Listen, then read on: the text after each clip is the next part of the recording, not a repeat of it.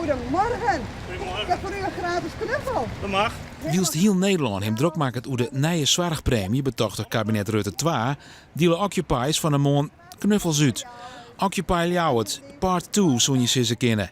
In juli van dit jaar werd het vorige tintenkamp opheft. De weer doet te min mensen om de actie draaiende te houden.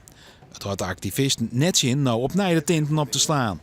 Ja, we zijn hier weer om weer een statement te maken. Omdat, om op te attenderen dat de wereld nog niet beter is.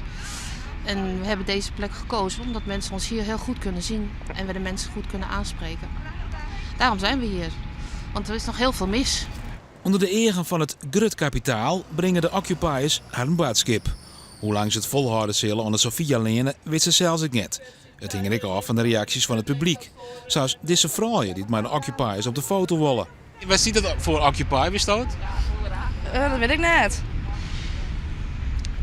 Nee. Tentenkamp. Ik weet het niet. Er valt dus nog wel wat werk te verzetten voor Occupy in Ljouwert.